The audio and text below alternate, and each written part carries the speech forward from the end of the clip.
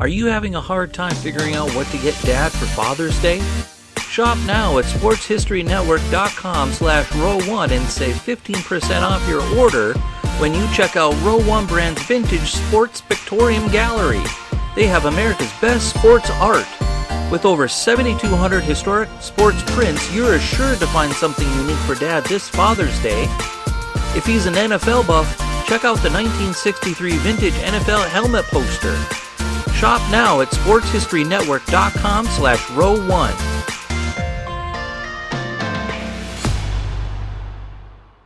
This podcast is part of the Sports History Network, your headquarters for the yesteryear of your favorite sport. You can learn more at sportshistorynetwork.com.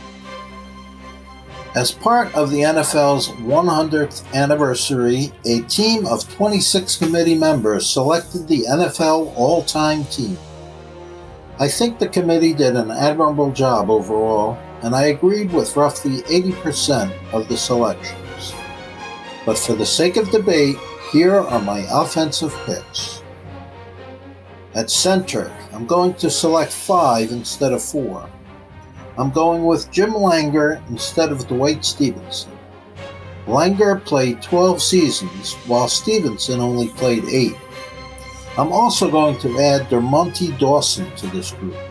Dawson played from 1988 to 2000 and was named to 7 Pro Bowls. He was a 6-time All-Pro. My top 3 are Jim Otto, Mike Webster, and Mel Hein, followed by Jim Langer and Dermonti Dawson. At the guard position, I'll go along with 6 out of the 7 chosen by the committee. In my opinion, Larry Little, who played from 1967 to 1980, is a glaring omission. Little was a 6-time All-Pro and a 3-time NFL Offensive Lineman of the Year.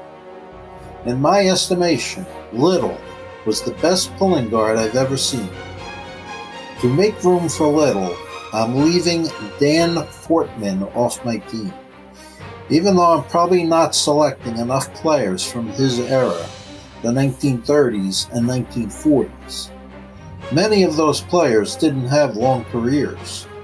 Fortman only played 8 seasons.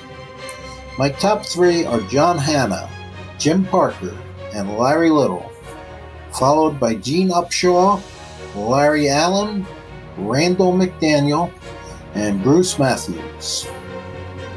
At the tackle position, I agree with 6 out of the 7 chosen by the committee.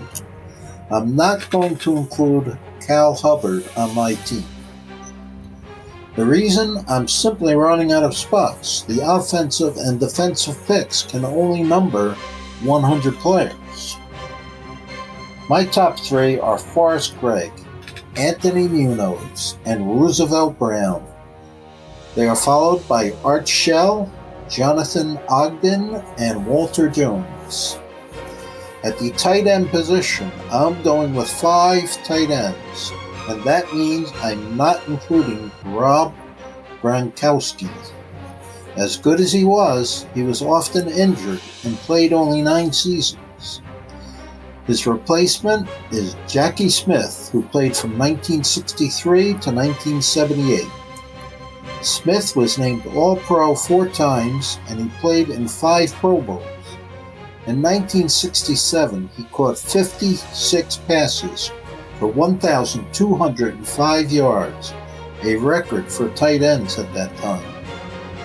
My top 3 are John Mackey, Mike Ditka, and Kellen Winslow, followed by Tony Gonzalez and Jackie Smith. At the wide receiver position, I agree with 9 of the 10 chosen. While Randy Moss was a gifted and talented receiver, his attitude was a problem. I'm replacing him with Charlie Taylor, whom I believe is another glaring omission. Charlie Taylor played from 1964 to 1977 and was a 4-time All-Pro. He also played in 8 Pro Bowls and was the NFL reception leader twice. My top three are Jerry Rice, Lance Allworth, and Don Hudson, followed by Steve Largent, Raymond Berry, Paul Warfield, Marvin Harrison, Charlie Taylor, Larry Fitzgerald, and Elroy Crazy Leg Hirsch. At the quarterback position, I agree with all 10 who were selected, and I'm adding one more. Bart Starr has to be in this group. Starr played from 1956 to 1971 and led the NFL in passer rating 5 times. Bart was the 1966 NFL MVP and a 2-time Super Bowl MVP. He won 5 NFL championships and was named All-Pro 3 times. He played in 4 Pro Bowls. What more could you ask? My top 3 are Johnny Unitas, Joe Montana, and Sammy Baugh, followed by Tom Brady, Dan Marino, Peyton Manning, Roger Staubach, Otto Graham, Bart Starr, John Elway, and Brett Favre. At the running back position, I've chosen 12, and I agree with 9 of the 12 selected. I've eliminated Lenny Moore, arguably the most versatile running back ever, but a player that never had a 1,000-yard season rushing or receiving. I would replace him with O.J. Simpson, who was one of the most gifted athletes I've ever seen. But you know why I can't include Simpson in such an august group. So instead of Moore or Simpson, I'm going with Bronco Nagurski, who played from 1930 to 1937, and again in 1943 after a 5-year retirement. Bronco was a 6-time All-Pro and led the league in rushing in 1932. A member of the NFL's 75th anniversary team, he was one of the most feared players in NFL history. 2 other glaring omissions, in my opinion, are Tony Dorsett, who played from 1977 to 1988, and Franco Harris, who played from 1972 to 1984. If not for a strike-shortened season in 1982, Dorsett would have had 9 seasons in a row of rushing for over 1,000 yards. A 4-time Pro Bowl selection, he retired as the 3rd all-time leading rusher and is still number 10 on the all-time list, even after having retired over 3 decades ago. Harris had 8 seasons of over 1,000 yards rushing and was a 9-time Pro Bowl player. He retired as the 2nd all-time leading rusher and the all-time leader in postseason rushing yardage. He's now 2nd behind Emmitt Smith. My top 3 are Walter Payton, Jim Brown, and Emmitt Smith, followed by Barry Sanders, Eric Dickerson, Tony Dorsett, Franco Harris, Gale Sayers, Steve Van Buren, Earl Campbell, Bronco Nagurski, and Marion Motley. I have only 4 spots left for special team players. My punter is Ray Guy. My return man is Billy White Shoes Johnson. For place kickers, Jan Stenerud is my first choice, but I had a hard time deciding between Adam Vinatieri and Morton Anderson. I gave the edge to Morton Anderson, who played from 1982 to 2007, because he retired as the all-time scoring leader in NFL history. A 6-time All-Pro and 7-time Pro Bowl player, Anderson is in Pro Football Hall of Fame. He and Stenerud are the only pure kickers in Canton. Before we get to the coaches, let me mention newspapers.com. If you're listening to this podcast, you're probably a sports history fan. And if you're into sports history, you need to check out newspapers.com.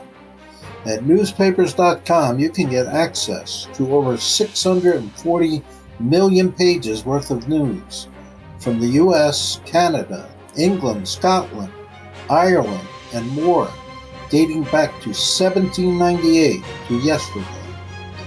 Get a free 1-week subscription to newspapers.com by visiting sportshistorynetwork.com/newspapers. And with a paid subscription, you'll also be helping to support the production of this and other Sports History Network shows. That's sportshistorynetwork.com/newspapers. Now for the coaches. I agree with all 10 of the coaches that were picked. The only tough decision for me was whether to go with Joe Gibbs or Bill Parcells.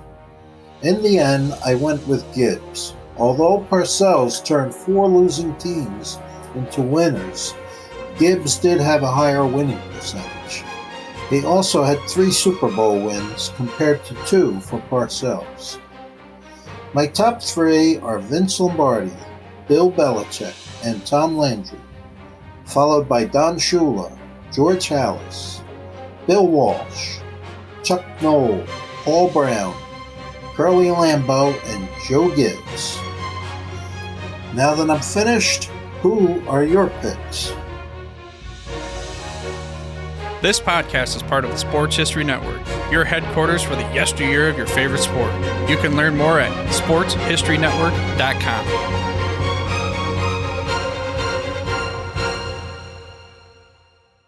We here at the Sports History Network proudly partner with 26 podcasts, all revolving around the history of sports. But did you know that many of our hosts were sports history authors way before they started their shows? It's true.